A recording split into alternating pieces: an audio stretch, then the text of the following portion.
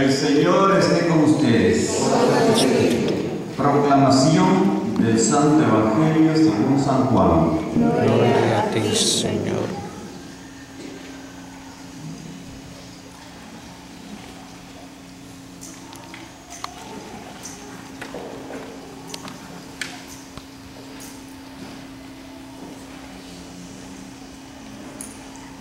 En aquel tiempo estaba Juan con 2 de sus discípulos y fijándose en Jesús que pasaba por ahí, le dice: Este es el Cordero de Dios.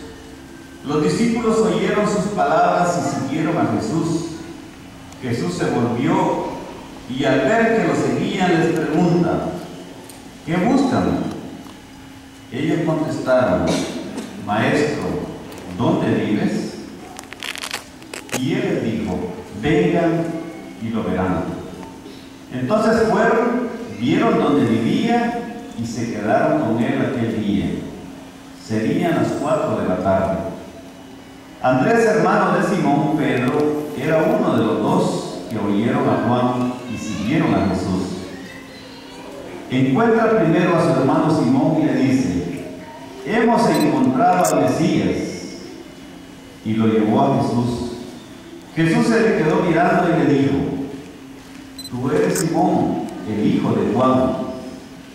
De ahora en adelante te llamarás Cefas, que se traduce Pedro y significa piedra. Palabra del Señor. Gloria a ti, Señor Jesús. Tengan la bondad de sentarse un momento.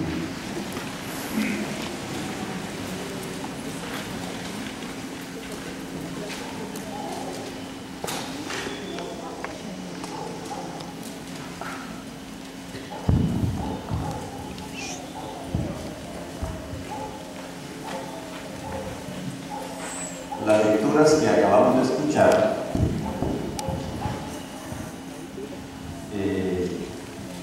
son unas lecturas muy vocacionales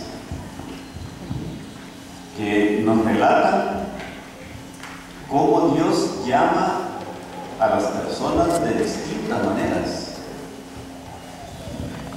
Fíjense que había una mujer que se llamaba Ana. Esta mujer era estéril, no podía tener familia, no podía tener hijos. Entonces vino y le pedía al Señor: Señor, dame un hijo, dame un hijo. Y lloraba y le suplicaba al Señor. Y un día el Señor dijo: voy a compadecerme de esta mujer. Pero aquella mujer le dijo: Señor, dame un hijo y yo lo voy a consagrar a ti. Este hijo que tú me des va a ser para ti. Vino Dios, escuchó el clamor de aquella mujer y salió embarazada. Entonces, todo su desarrollo gestal en el vientre materno fue muy normal. El parto fue muy normal. Y cuando ya lo tuvo, dijo: Señor, gracias por este regalo. Cuando este niño tenga ya la capacidad de desenvolverse por sí mismo, yo te lo regreso. Imagínese usted una madre que deseaba tanto un hijo y a la hora le toca que regresarlo. Eso sí que no es nada de egoísmo, eso sí que es amor del verdadero, como dice, del que pica, amor del bueno. Entonces vino, parió su hijo. Cuando este niño tenía ya sus facultades para caminar, fue al templo donde estaba Elí y le dijo: Elí, aquí entrego a mi hijo para que sirva al Señor. Aquí entrego a mi hijo para que sirva al Señor. Dios ya lo había escogido. Desde el vientre materno, desde antes de nacer, Dios ya lo tenía. Este hijo que le voy a dar a esta mujer, este hijo va a ser un gran profeta y va a ser mencionado en la historia de la humanidad por siglos de los siglos. Entonces vino Elí y le dijo: bueno, aquí vas a dormir, y le dio su cuartito aparte. El sacerdote vivía en un lado y el niño que estaba consagrado a Dios, pero como el niño todavía no sabía ni qué era eso, pero él era obediente. Un día el Señor viene y dice: Samuel, Samuel. Aquel niño, creyendo que era el sacerdote que lo llamaba, salió corriendo hacia el cuarto de aquel y le dijo: Elí, ¿me estás llamando? Ah, ya vine a despertarme tan rico que estaba durmiendo. Dijo Elí: no, papá, anda a acostarte otra vez, no soy yo. Estás soñando, o sos un esquizofrénico que coche voces por ahí. Anda a dormir otra vez. Al ratito: Samuel, Samuel. Sale volado aquel burrito, ¿verdad? Y llega, pues que este se me desveló toda la noche, dijo Elí. Vete a acostar otra vez. Pero como dicen que la tercera es la vencida, ¿verdad? Vino Elí, se fue a acostar y el Señor volvió a llamarlo. Le dijo: Samuel, Samuel. Salió corriendo Samuel otra vez y le dijo: Elí, ¿me vuelves a llamar? Entonces Elí entendió que había algo ahí dentro, que no era una voz normal, que era Dios quien estaba llamando, y le dijo: mira, vuelve a acostarte tranquilo, y cuando escuches la voz que te dice Samuel, Samuel, tú responde: aquí estoy, Señor, para hacer tu voluntad. Tú me has llamado, aquí estoy. Entonces Samuel se fue a acostar otra vez y el Señor volvió: Samuel, Samuel.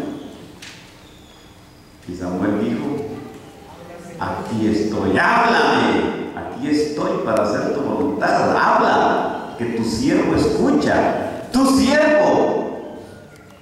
Mire, estaba obedeciendo las palabras que le decía Elí, no estaba diciendo los que él quería, estaba obedeciendo las palabras de Elí, porque Elí le dijo: así responde. Como cuando llega el cobrador a la casa, dice que no estoy. Así contesta. Entonces, Elí escuchó la voz del Señor, se la transmitió a Samuel y Samuel contestó.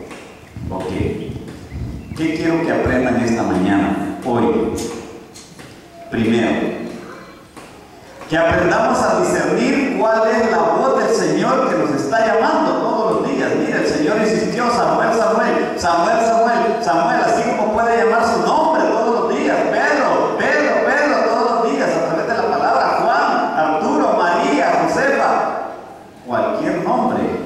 El Señor está insistiendo porque quiere que nosotros vayamos y le digamos: habla, Señor, que tu siervo, que tu sierva escuche. Entonces, ¿qué es lo que quiero que aprendan? Que aprendamos a discernir cuál es la voz del Señor que nos está llamando, porque hay tantas voces en el ambiente: la voz del placer, la voz del tener, la voz del poder, la voz de la prepotencia, la voz del orgullo, la voz de la vanidad, la voz de la envidia que nos mata. Hay tantas voces. La voz del consumismo, la voz del narcotráfico, la voz de las drogas, la voz de la cultura de muerte que estamos imperando en nuestro país. Hay tantas voces que nos están llamando, y mire, y hay voces que nos llaman tan sutilmente y tan suavemente que parece que fueran voces buenas, que lleguen donde usted le diga: mire, yo sé que usted está pasando una situación bien complicada, trabaje conmigo y ya va a ver que rapidito va a salir de ese problema. Qué rico que le digan así. Es una voz sutil que le dice: mire, en un mes usted va a salir de todo esto y va a pagar sus deudas. ¿Cuántos empresarios han recibido ofertas de voces que parecen buenas, pero que a la larga traen la muerte? Entonces, que nosotros aprendamos a discernir cuál es tu voz, Señor, que podamos tener la mente y el corazón abierto para decir: esta sí es la voz del Señor, con este me voy. ¿Por qué? Porque hoy en nuestro tiempo, el no saber discernir cuál es la voz del Señor nos trae tantos problemas, nos trae tantas dificultades. Miren, el Señor nos pasa diciendo a través de su palabra: ámense unos a otros. Y a veces ni en la familia nos podemos amar. Pegamos unos gritos uno al otro, nos insultamos. Padres que tratan mal a sus hijos, que que ejercen violencia intrafamiliar, hijos que maltratan a sus padres y que le dicen un montón de cosas sin andar bien del respeto. Oiga, empresarios que maltratan a sus empleados simplemente porque les dan un salario. Trabajadores que roban en su empresa porque sienten que no les están pagando como quieren y prefieren robar que ir a hablar y pedir un aumento.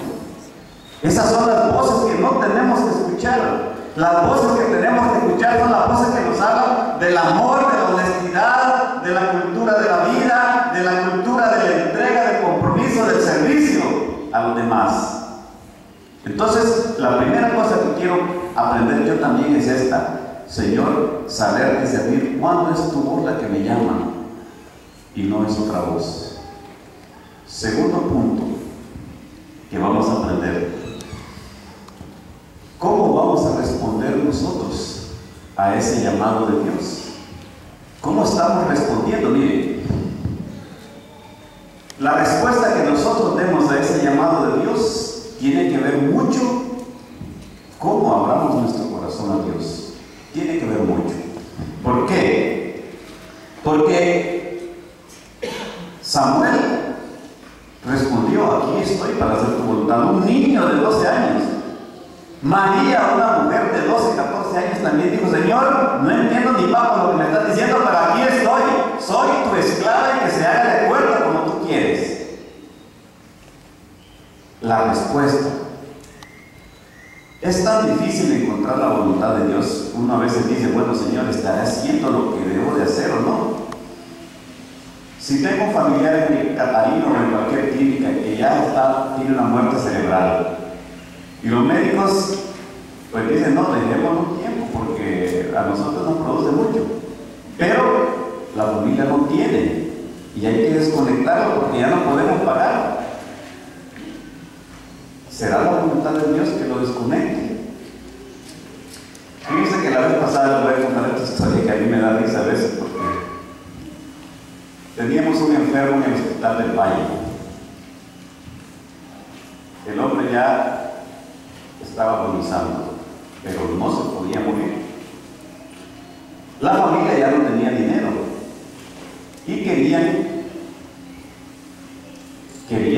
continuar ahí, pero ya no podían. Entonces el mismo doctor nos dice: mire, váyase a Catarino Rivas, allá hay una camilla y hay un respirador artificial para que lo conecten. Pedimos la ambulancia y nos vamos para el Catarino. No había ni camillas, no había ni el tal espacio que decía el doctor, y ya eran las 12 de la noche. Pagando la ambulancia tanto tiempo y no teníamos dinero. Entonces dice la familia: no, llevémoslo al otro hospital. Fuimos a un hospital, a una clínica. Llegamos a la clínica y no lo querían recibir. ¿Por qué? Porque para poder recibirlo, según la orden del médico, había que entubarlo. Y entubarlo significaba 50,000 pesos de entrada. Entonces, el paciente estaba a un lado ahí, con una cortina, y la familia discutiendo con el doctor que estaba cerca de la 1 de la mañana, que estaba pidiéndole que por favor le dieran una habitación para que él muriera tranquilo. No y no, no. Al ver la angustia de la familia, vengo yo y me voy donde el muerto, donde el que estaba ahí, casi muerto. Entonces vengo yo y le digo: dime cómo fue esto. Vengo yo y le digo, me quedo viendo y aquel solo le siento. Me le quedo viendo y le digo: se llamaba Francisco. Francisco, le digo, con la autoridad que Dios me ha dado, yo te absuelvo de todos tus pecados, en el nombre del Padre, y del Hijo y del Espíritu Santo. Y te pido, por favor, que te mueras, porque nos estás complicando la vida. Nos estás complicando a la familia y te la estás complicando tú mismo. Por favor, descansa en paz.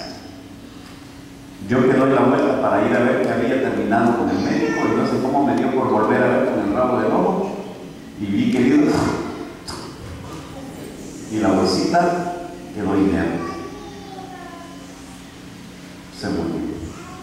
Entonces le digo al médico: disculpe doctor, mire que parece que el paciente ya se murió. Yo feliz. para mí la muerte es una felicidad, no es una tragedia. Entonces vino la doctora y no está muerto. Se empezó con el estetoscopio a revisarlo. Y le digo yo, mire, cierra la valvulita del aire y va a ver que está muerto.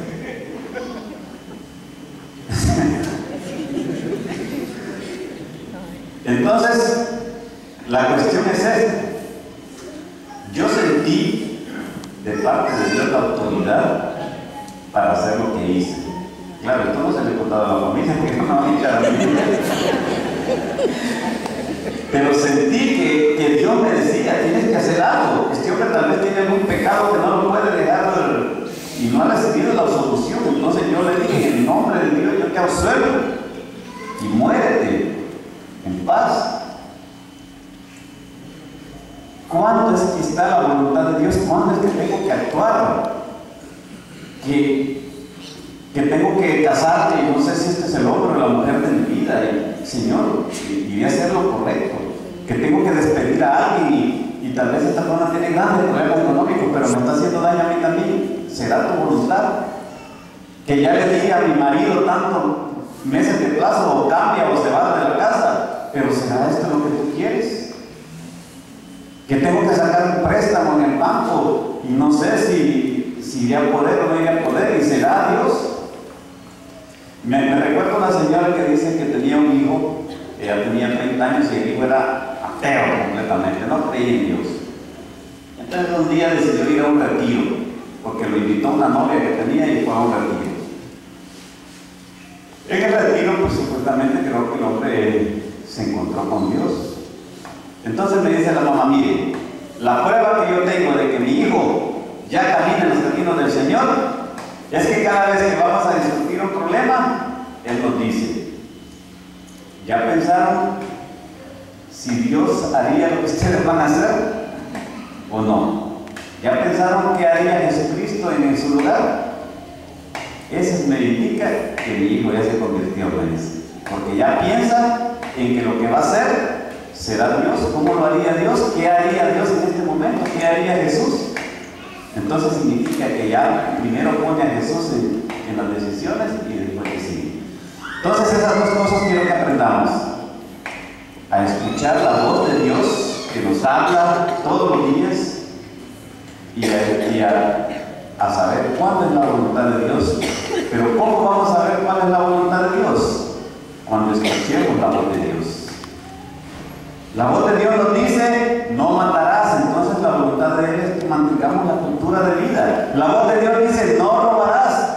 Entonces no robemos. La voz de Dios nos dice, no fornicarás. No forniquemos. La voz de Dios nos dice, no hagas juicios a priori con tu hermano. No lo juzgues.